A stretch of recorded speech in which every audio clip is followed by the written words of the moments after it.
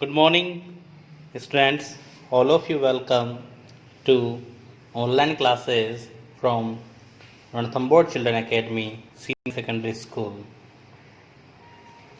हमारे टेंसेस जो टॉपिक चल रहा है उसकी पिछली कक्षा में लास्ट क्लासेस में हमने यूज़ ऑफ हेल्पिंग वर्ब्स यानी सहायक क्रियाओं का प्रयोग किस टेंसेस के अनुसार टेंस विभिन्न टेंस जो हमारे 12 टेंस जो हैं उनमें किस प्रकार हम करेंगे वो जाना था। और फिर हमने मेन वर्ब यानी किस टेंस में 12 टेंसों में से हर एक टेंस में मेन वर्ब का यूज़ किस प्रकार होगा वो भी हमने जाना था। आज हम जानेंगे हिंदी पहचान के बारे में कि कौन सा टेंस है हिंदी वाक्यों में वो हम किस प्रकार पहचानेंगे वो हम आज जानेंगे। देखिए, मैंने आपके सामने एक सारणी बनाई हुई है। सारणी में मैंने लिख रखा है हिंदी पहचान। वही जिस तरह से लास्ट क्लासेस में हमने एक सारणी बनाई थी वैसे ही वैसे ये सारणी है। बस आज सीखेंगे हम इसमें हिंदी पहचान। देखिए, सिंपल, कंटिन्यूस, परफेक्ट और परफेक्ट कंटिन्यूस, वही टेंस, प्रेजेंट, पास्ट और फ्यूचर, इस प्रकार से। देखिए, ये काम में कब आएगी हमारे, जब हम हिंदी वाक्य जो रहेगा उसका ट्रांसलेट जब हम इंग्लिश में करेंगे यह आप हमें काम में आएगी। तो यानी हम पहचान सकते हैं कि कौन सा वाक्य किस टेंस का है उस पहचान के माध्यम से। देखिए, अगर प्रेजेंट टेंस हमारे सबसे पहले हम लेते हैं प्रेजेंट टेंस को। प्रेजेंट टेंस के चार ही फॉर्म हम लेते हैं। प्रेजेंट टेंस का अगर सिंपल प्रेजेंट टेंस है या प्रेजेंट इंडेफिनिट भी इसको बोलते हैं है, तो आपको हिंदी वाक्यों के अंत में हमेशा क्या मिलेगा, ता हैं, ती हैं, ता हूँ और ते हैं। यानी अगर आपके कोई वाक्य है और हिंदी वाक्य के अंत में ता हैं, ती हैं, ता हूँ, ते हैं आते हैं। जैसे एक वाक्य लेते हैं हम यहाँ से, वह लिखता है, वह लिखता है।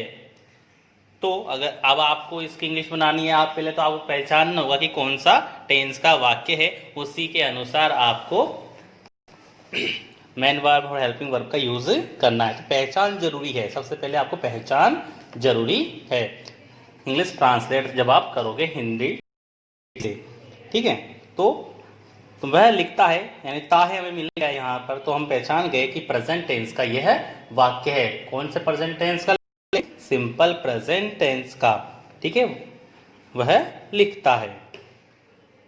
नेक्स्ट है कंटिन्यूअस। कंटिन्यूअस का की जो पहचान है वह रहा है, रही हैं, रहे हैं, रहा हूं और रहे हो। देखिए, अब इसकी पहचान क्या है, रही है, रहा है, रहे हैं, रहा हूं।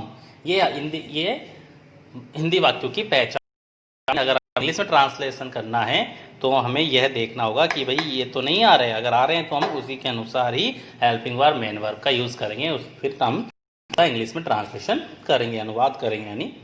ठीक है, जैसे मैं वह लिखता है, कोई अगर हम प्रेजेंट कंटिन्यूअस में बनाए तो वह लिख रहा है, वह लिख रहा है, यह वाक्य रहेगा और फिर हम इसकी इंग्लिश ट्रांसलेशन कर लेंगे।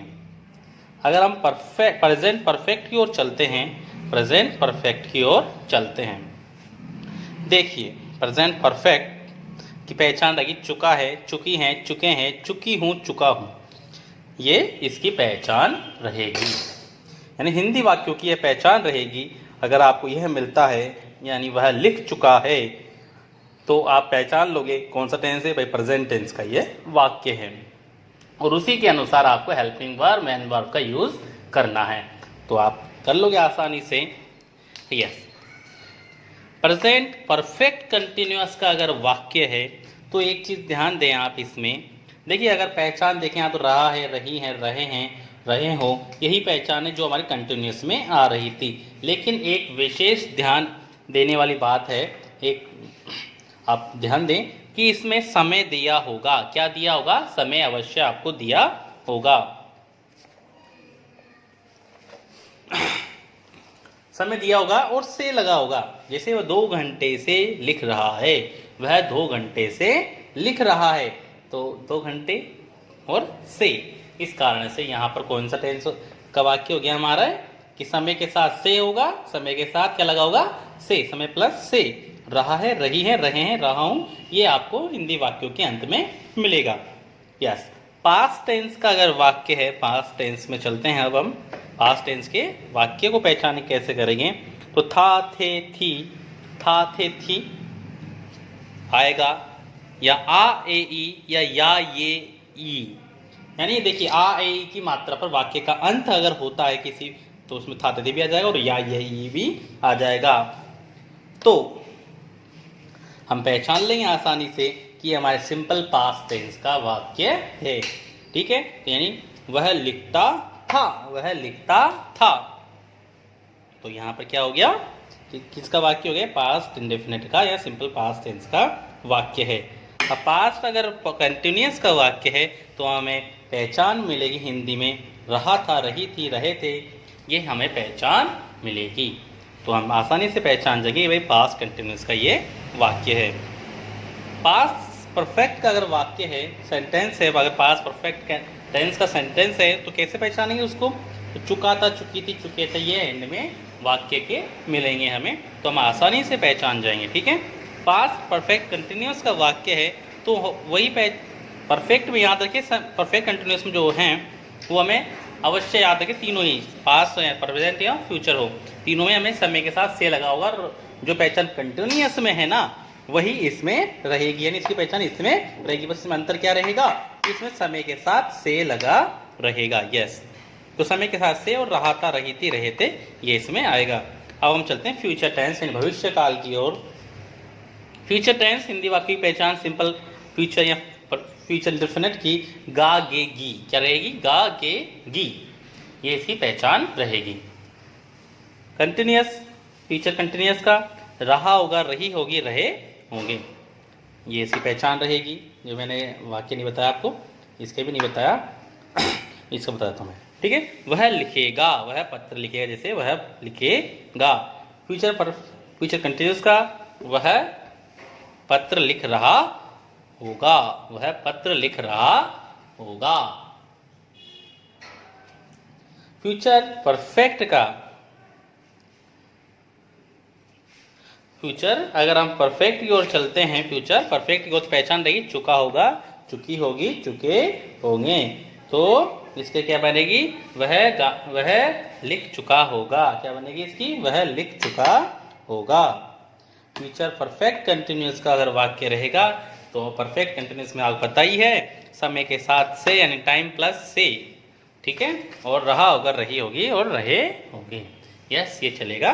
इस प्रकार से हमारे हिंदी वाक्य की पहचान हम आसानी से कर सकते हैं और उनका ट्रांसलेशन इंग्लिश में हम कर सकते हैं। अब हम चलते हैं हमारा पहले टेंस की ओर। आज हम स्टार्ट करते हैं पहले टेंस को, जो हमारा प्रेजेंट टेंस है, उसका पहला फॉर्म जो है हमारा सिंपल प्रेजेंट या प्रेजेंट इंडेफिनिट, उसको स्टार्ट हम आज कर रहे हैं। ओके, हाँ, अब हम लेते हैं हमारे प्रेजेंट टेंस का पहला प्रकार, पहला फॉर्म जो है सिंपल प्रेजेंट या प्रेजेंट इंडेफिनिट टेंस। देखिए इसकी पहचान देख लेते हैं हम। पहचान क्या है, ये वाक्य नित्य प्रति होने वाली कार्य, जैसे रूटीन एक्शन जो हमारे हम दिन भर में जो कार्य करते हैं, रूटीन वर्क जो भी है, खाना पीना, सोना, रोना, धोना, जो भी जितने भी कार्य हम करते हैं, पढ़ना लिखना, ये सभी कार्य मैं पढ़ता हूँ, मैं लिखता हूँ, मैं खाना खाता हूँ, मैं पत्र लिखता हूँ, मैं किताब पाठ याद करता हूँ, मैं सोता हूँ, मैं गाना गाता हूँ, इस तरह के वाक्य जो होते हैं यह आदतन कार्य जो हमारी आदतन जो आदत लगी हुई है, हैबिचुअल एक्शंस जो होते हैं वह भी इसी में आते हैं। और सार्वभौमिक सत्य यानी यूनिवर्सल ट्रूथ जो होते हैं, यानी जो सत्य है कि सूर्य पूर्व से उगता है तो ये सार्वभौमिक सत्य है, पश्चिम में अस्त होता है, ये सार्वभौमिक सत्य है। इस तरह के वाक्य इसमें आते हैं। तो ये पहचान हो गई इसकी। अब हम स्टार्ट करते हैं। देखिए हमने स्टार्ट किए थे टेंस, उस दिन बताया था मैंने आपको कि टेंस में जो हम वाक्य प्रकार पढ़ेंगे वो अफर्मेटिव, नेगेटिव, इंट्रोगेटिव, नेगेटिव, इन चार प्रकार वाक्य के बारे में हम पढ़ने वाले हैं। तो हम अफर्मेटिव सेंटेंस को सबसे पहले लेते हैं। इसमें अफर्मेटिव यानी साधारण वाक्य, एक एक करके हम पढ़ेंगे। तो इसका पैटर्न जो चलेगा, पैटर्न मतलब सूत्र, अगर हम हिंदी में कहें सूत्र यानी अगर आप वाक्य कैसे बनाएंगे आप, तो वो देख लेते हैं हम। सबसे पहले हम सब्जेक्ट होना चाहिए हमारे वाक्य, अगर हम बना रहे हैं इंग्लिश में ट्रांसलेशन कर रहे हैं हिंदी वाक्य से। और वी फर्स्ट, देखिए वी का मतलब यहाँ पर आप याद रखें, वी से मतलब हमारा वर्ब यानी क्रिया है, याद रखें। वी को अगर मैं एम वी कर दूँ, मेन वर्ब कर दूँ, याद रखें मेन वर्ब कहना सही रहेगा, एम वी फर्स्ट, ताकि क्योंकि जब इसमें तो क्या है हेल्पिंग वर्ब नहीं है, हेल्पिंग वर्ब आएगी तो आपकी आसानी रहेगी। M V first, M V first कहना सही रहेगा, मुख्य क्रिया है, मेन वर्ब मतलब मुख्य क्रिया, एम वी फर्स्ट कहना सही, क्योंकि हेल्पिंग वर्ब भी आएगी अगले इसी टेंस के नेगेटिव सेंटेंस में। Subject M V first plus S या E S plus object plus other जो भी चीज़ें बचती हैं वो रेस्ट जो चीज़ें बचती हैं उसको एंड में हम लिख देते हैं। ऑब्जेक्ट भी होगा तो भी हम लिख देते हैं, ठीक है। एक सिंपल सा सेंटेंस दिया है, राम खाना खाता है, सिंपल सा सेंटेंस है ये, इजी आपको इंग्लिश में ट्रांसलेशन करना है, इसको इंग्लिश में ट्रांसलेशन इसको करना है। तो राम खाना खाता है, राम हमारा सब्जेक्ट है तो राम सबसे पहले रख दिया हमने राम। एम वी फर्स्ट, ये खाता है ये हमारी, देखिए खाना ये हमारा ऑब्जेक्ट है। कई बार वाक्य में ऑब्जेक्ट नहीं दिया होगा तो भी हम उसको कोई इस वर्ग के वाक्य में ऑब्जेक्ट नहीं होता है कई बार। राम गाता है तो इसमें राम सिंग्स याद आता, लेकिन इसमें ऑब्जेक्ट तो ऑब्जेक्ट लिख देंगे हम। खाता है ये हमारी मेन वर्ब है, ठीक है। तो राम ये हमारा सब्जेक्ट हो गया, सब्जेक्ट पैटर्न के अनुसार सब्जेक्ट। ईट्स, देखिए ईट खाता है कि हम ईट एट इटन, सब फर्स्ट फॉर्म ईट होगी, ठीक है। उसके साथ एस लगाएंगे हम, इसका भी उस रूल में आपको बताऊंगा अभी, किसी के साथ एस लगेगा किसी के साथ ई एस लगेगा, ठीक है। फूड, फूड हमारा ऑब्जेक्ट है तो राम ईट्स फूड, इस प्रकार से हमारा वाक्य बन जाएगा। नोट मैंने दे रखा है देखिए सिंगुलर सब्जेक्ट यानी अगर एक वचन करता होगा तो ही हम एस या ई एस लगाएंगे, याद रखें। अगर हमारा वाक्य का जो करता है यानी सब्जेक्ट है, अगर हमारा क्या है सिंगुलर सब्जेक्ट है तो ही हम एस या ई एस लगाएंगे, अन्यथा नहीं लगेंगे, वरना नहीं लगेगा, ठीक है, याद रखें आप। जैसे अगर हमारा सब्जेक्ट क्या है, ही शी इट नेम, किसी का भी व्यक्ति का भी पर्टिकुलर व्यक्ति का अगर नेम है तो भी हम एस ई एस लगाएंगे, ठीक है। अगर इसका दूसरा है अगर प्लूरल सब्जेक्ट बहुवचन करता है तो आज जैसे आई वी यू दे इनमें से कोई है तो मेन वर्ब के साथ एस या ई एस नहीं लगेगा, ये याद रखें आप, ठीक है। अब आगे देखते हैं हम कि हम एस या ई एस कब लगाएंगे, इसको देख लेते हैं एक बार। हाँ, तो हम किस प्रकार एस या ई एस लगाएंगे ये देख लेते हैं हम एक बार। हाउ टू यूज़ एस या ई एस, किस प्रकार हम इसका यूज़ करेंगे। देखें, अगर मेन वर्ब के अंत में यानी जो हमारे मेन वर्ब है मुख्य क्रिया जो रहेगी, जैसे हमने एक सेंटेंस लिया था मैं ईट, ठीक है। तो अगर मेन वर्ब के अंत में अगर आपको ये मिले, क्या मिले, C H S H O double S double Z X हो तो ई एस लगाएंगे, याद रखें। जब आपने पढ़े होंगे प्लूरल बनाने के नियम वही हैं ये, आप एक उनको देखें या इनको देखें, आप समझ जाएंगे एक बार, ठीक है। तो देखें आप इसमें अगर पुश है हमारा मेन वर्ब तो P U S H push, आप देखें एस एच लास्ट में आ रहा है तो ई एस लगा दिया हमने। पास है डबल एस दिख रहा है तो ई एस लग गया। फिक्स एक्स लास्ट में है हमारा तो फिक्सेज ये बन जाएगा। वॉच, वॉच के लास्ट में सी एच है तो वॉचेज हो जाएगा ये। बस B U double S Z, double Z है हमें मिला है, B U double Z E S, go G O go, तो ई एस, इस प्रकार से हम ई एस का यूज़ कर सकते हैं। सेकंड है हमारा अगर मेन वर्ब के अंत में वाई हो तो वाई को आई बना देते हैं हम, क्या कर देते हैं, आई को वाई को हम चेंज कर देते हैं आई में और फिर लास्ट में ई एस लगा देते हैं। आपने पढ़े होंगे इसके बारे में भी। तो जैसे क्राई, क्राई को cry C R I E S इसको हम बना देंगे। Fly F L I E S इसको हम फ्लाइज कर देंगे। Carry C A double R Y carries को जो है C double R I E S E T C, आगे और भी हैं। थर्ड है हमारा अगर मेन वर्ब में लास्ट में वाई हो, जैसे अगर इसमें है वैसे ही वाई हो लेकिन वाई से पहले कोई वोविल हो, वोविल से मतलब है हमारा जो स्वर होते हैं वोविल यानी ए ई आई ओ ओ, ए ई आई ओ यू हो, तो हम क्या करेंगे अगर ऐसा होगा तो हम क्या करेंगे, y को के साथ हम y को चेंज नहीं करेंगे, y को चेंज नहीं करेंगे, बल्कि y के साथ ही हम s लगा देंगे, y के बाद s ही लगाएंगे। ठीक है, जैसे मैंने क्या कर दिया, प्ले, PLY प्ले। अब आप देखें y से पहले a आ रहा है, यानी हमारा वोवेल आ रहा है, तो हम इस तरह से कर सकते हैं, प्लेज, बाय, इस प्रकार से हम ये। अब फोर्थ है हमारा, बाकी बची हुई जो मैन वर्ब है उनके साथ एस ही लगाएंगे। अगर इस तरह से होगा तो हम यस लगाएंगे, बाकी जितनी बचती है हमारी मैन वर्ब उनके साथ हम क्या लगाएंगे, ओनली एस का ही यूज हम करेंगे। ठीक है, अब हम आगे बढ़ते हैं। हाँ, अब नेक्स्ट हम चलते हैं आगे, इसी अफर्मेटिव मतलब जो प्रेजेंट इंडेफिनिट टेंस चल रहा है उसका अफर्मेटिव की 2 सेंटेंस उदाहरण हम देख लेते हैं। वह गाना गाती है, वह गाना गाती है। देखिए तो वह के लिए हम, आपको पता है ये यह ऐसे हम अगर ती है अगर आ रहा है तो यहाँ पर ये क्या है, स्त्रीलिंग है। ठीक है, तो वह को के लिए हम सी का यूज़ करने वाले हैं। तो सी गाती है, गाना गाती है, तो सिंग्स सॉन्ग्स, सी सिंग्स सॉन्ग। देखिए आपको जो ये मैंने हेल्पिंग वर्ब, मैंने जो मैन वर्ब मैं आपको बता रहा हूँ, ये आपको स्वयं याद करनी होगी। आप याद करें इस कॉपी में से मैं, ठीक है, उसके बाद ही आपको ये थोड़ा सा समझ में आएगा। सूर्य पूर्व से उगता है। देखिए ये है एक यूनिवर्सल ट्रुथ वाक्य सेंटेंस है, यानी सार्वभौमिक सत्य। तो द सन, सूर्य, आपको पता है हमने स्टार्टिंग में हमने जो आर्टिकल्स पढ़े थे, तो सन जो आकाश की चीज़ें हैं उनके से पहले हम द का यूज़ करते हैं।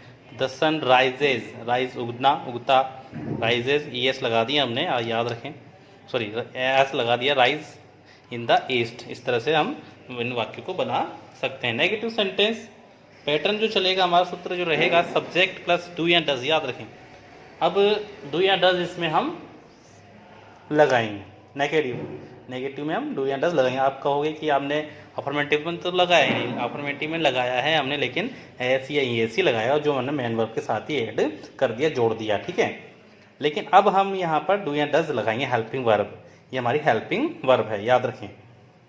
प्लस नोट, याद रखें, किसी भी टेंस का कोई सा भी वाक्य हो अगर नेगेटिव में है तो हम तीसरे नंबर पर हमेशा नोट लिखेंगे। चाहे कोई सा भी टेंस का वाक्य हो, तीसरे नंबर पर हमेशा क्या आएगा, नोट। फिर M V first plus object, फिर अदर, अगर वर्ड बचते हैं, अदर सब्जेक्ट, अदर वर्ड बचते हैं तो हम एंड में उसको लिख देते हैं। जैसे मोहन पाठ नहीं पढ़ता है, मोहन पाठ नहीं पढ़ता है, तो मोहन ये हमारा सब्जेक्ट हुआ, मोहन। अब हम, आपको पता है डू या डज में से एक चीज़ लगानी, तो डज मैंने लगाया है, ये क्यों लगाया ये मैं बताऊंगा अभी आपको। रीड, नोट आ गया हमारा, तीसरा नोट आएगा, read lesson, Mohan does not read lesson. Note दे रखा है, सब्जेक्ट सिंगुलर हो तो डज का यूज होगा, यानी अगर ही शी इट नैम अगर होगा, ही शी इट नैम होगा, तो ही शी इट होगा, नैम किसी व्यक्ति का नाम होगा, तो हम किसका यूज करेंगे, डज का, याद रखें। अगर हमारा सब्जेक्ट प्लूरल में है तो डू का यूज होगा। ठीक है, आई वी यू दे है तो हम किसका यूज करेंगे, डू का। ओके, वह विद्यालय नहीं जाता है। देखिए वह आ रहा है तो he does not go to school. हम, मैंने इस दूसरा उदाहरण दिया, हम खेल नहीं खेलते हैं, तो वी, अब वी जो है ये हमारा प्लूरल सब्जेक्ट है। ठीक है, तो हम डू का यूज यहाँ पर हम करने वाले हैं, do not play games, we do not play games, ये हमारा सेंटेंस हो गया। नेक्स्ट सेंटेंस कुछ नेक्स्ट प्रकार है हमारा इंट्रोगेटिव सेंटेंस, प्रश्नवाचक वाक्य। इसकी पहचान आप आसानी से कर सकते हैं कि इनके वाक्य के पीछे क्वेश्चन मार्क लगा होगा। इसके पैटर्न 2 तरीके से, मैंने स्टार्टिंग में भी बताया था आपको, टेंस स्टार्ट किए थे तब, 2 तरीके से इस प्रकार के वाक्यों का स्टार्ट कर सकते हैं। पहला तो है डू या डज से, यानी इस चाहे कोई सा भी टेंस हम पढ़ रहे हो, इंट्रोगेटिव सेंटेंस रहेगा तो उसी टेंस की हेल्पिंग वर्ब से हम स्टार्ट करेंगे। जैसे हमारी इस टेंस की हेल्पिंग वर्ब क्या है, डू या does plus subject plus V first plus object plus other word अगर हो हैं तो एंड में क्वेश्चन मार्क हम लगाएंगे। ठीक है, सेकंड पैटर्न जो है हमारा WH वर्ड से, यानी अगर WH वर्ड प्लस डू या डज प्लस सब्जेक्ट प्लस, देखिए डू या डज से पहले हम WH वर्ड जोड़ना है, बाकी सेम जो पैटर्न है हमारा सेम चल रहा है। WH वर्ड डू या does plus subject plus V first plus object plus other words and question mark. देखिए अगर हिंदी वाक्य क्या से शुरू हो, अगर देखिए कब हम पहले कैसे अब दोनों को पहचानेंगे हम, तो अगर हिंदी वाक्य क्या सभी में याद रखें, इंट्रोगेटिव सेंटेंस सभी टेंसों के जितने भी 12 टेंस में पढ़ने वाले इंट्रोगेटिव सेंटेंस उसमें याद रखें आप कि अगर वाक्य क्या से स्टार्ट होगा, अगर क्या से स्टार्ट होगा तो हम उसी टेंस की हेल्पिंग वर्ब से वाक्य को स्टार्ट करेंगे। ठीक है, तो यहाँ इस टेंस की हेल्पिंग वर्ब कहती है डू एंड, इसलिए हमारा पहला पैटर्न यहाँ पर चला। अब WH वर्ड से कब स्टार्ट करेंगे ये भी हम देख लेते हैं। यस, तो WH वर्ड रहेगा तो हम किस प्रकार से उसको यूज़ करेंगे और किस प्रकार से सेंटेंस बनाएंगे देखते हैं। WH वर्ड वाट क्या, विच कौन सा, हुज किसका, हुम किसे, हुम कौन, वैन कब, वेयर कहाँ, हाउ कैसे। अगर इस तरह के शब्द हिंदी वाक्य के बीच में हो, है ना, अगर ये वाले वर्ड अगर आपको हिंदी वाक्य के बीच में मिलते हैं तो उसी WH वर्ड से वाक्य का स्टार्ट हम करेंगे। ठीक है, तो क्या आप इस इजी देख लेते हैं, सेंटेंस का उदाहरण देख लेते हैं हम। क्या आप इस विद्यालय में पढ़ते हैं। ठीक है, तो क्या, देखिए ये ध्यान रखें क्या स्टार्टिंग में आ गया तो हम सेंटेंस का स्टार्ट किससे करेंगे, डू या डज, यानी उसी वाक्य की हेल्पिंग वर्ब से, सहायक क्रिया से। यस, तो डू यू, डू से स्टार्ट किया, पैटर्न आपने बताया था मैंने, do you read in this school, do you read in this school, ये हमारे सेंटेंस बने। तो नेक्स्ट सेंटेंस है जो आप इस विद्यालय में क्यों पढ़ते हैं। अब क्यों आ गया बीच में तो उसी WH से हम स्टार्ट करेंगे वाक्य। तो why do you read, why do, हमारा डू या डज आ गया, याद रखें। Read you subject, read man verb in this school, इस तरह से। फोर्थ प्रकार है इंट्रोगेटिव नेगेटिव सेंटेंस, यानी प्रश्नवाचक नकारात्मक वाक्य, प्रश्नवाचक नकारात्मक वाक्य। हाँ, प्रश्नवाचक नकारात्मक वाक्य, तो इसका जो पैटर्न रहेगा वो WH वर्ड या डू या डज से स्टार्ट, सब्जेक्ट, एक मिनट, हाँ देखिए अगर हमारा WH अगर क्या क्यों कैसे इस तरह के वाक्य होंगे WH से स्टार्ट कर देंगे। अगर क्या से वाक्य स्टार्ट होगा तो हम डू या डज से स्टार्ट करेंगे। तो अगर वो वाला रहेगा तो सूत्र इसके साथ हम WH वर्ड के साथ यही सूत्र हम इस आगे जोड़ देंगे। ठीक है, याद रखें। तो यहाँ सेंटेंस मैं लिख देता हूँ चलो आपके लिए। हाँ, तो ये WH वर्ड के साथ डू या does plus subject plus note, याद रखें मैंने बताया था अभी आपको नोट तीसरे स्थान पर जाएगा। लेकिन जब इंट्रोगेटिव नेगेटिव सेंटेंस हम बना रहे होंगे तो WH वर्ड से अगर वाक्य स्टार्ट करेंगे तो वो ऑटोमेटिकली चौथे नंबर पर चल जाएगा, वरना अगर हम इसका डू या डज से स्टार्ट करें तो तीसरे नंबर पर ही हमारा नोट का यूज हम करेंगे, ये याद रखना आप। ठीक है, तो डू या डज से स्टार्ट करेंगे तो नोट तीसरे नंबर पर ही रहेगा, लेकिन अगर WH वर्ड से स्टार्ट होगा तो नोट चौथे नंबर पर चल जाएगा। यस, तो इसका सेंटेंस देख लेते हैं हम। क्या आप गृह कार्य नहीं करते हैं, क्या आप गृह कार्य नहीं करते हैं। तो हमारा वाक्य स्टार्ट होगा, सेंटेंस स्टार्ट होने वाला है डू से। To do you not, do हमारा डू ये स्टार्ट हो गया क्योंकि यू हमारा क्या है, देखिए डू का यूज हम किसके साथ, इसके किसके अनुसार करेंगे, हमारे सब्जेक्ट के अनुसार। अगर बताया था मैंने आपको, तो यू हमारा क्या है, प्लूरल, प्लूरल सब्जेक्ट है तो डू का यूज किया हमने। ठीक है, डू यू नॉट, डू देखिए आप कहोगे डू दो बार आ गया, लेकिन डू हमारी क्या है यहाँ पर मैन वर्ब है। डू डिड डन, तो करना जिसको बोलते हैं। Do you not do your homework, आप अपना गृह कार्य नहीं करते हैं। आप गृह कार्य क्यों नहीं करते, अब आप देखें क्यों आ गया बीच में, तो हम उसी वर्ड से हमारा वाक्य स्टार्ट करेंगे। तो वाई डू यू नॉट, हाँ why do you not do your homework. तो वाई से स्टार्ट किया हमने, हमारा डू या डज का यूज करना था, हमने डू का किया क्योंकि यू आ रहा है, यू आ गया हमारा सब्जेक्ट। नोट आप याद रखें, अगर WH से स्टार्ट होगा नोट हमेशा चौथे नंबर पर जाएगा, याद रखें। ठीक है, डू ये हमारी मैन वर्ब है, योर होमवर्क। ठीक है, ये पूरा ही हमारा क्या है, ऑब्जेक्ट या अदर वर्ड जो भी हम कह सकते हैं। ठीक है, एंड में आप क्वेश्चन मार्क अवश्य लगाएं, तभी आपका वाक्य सही माना जाएगा। आज के लिए इतना ही, नेक्स्ट क्लास में हम आगे पढ़ेंगे। Thank you.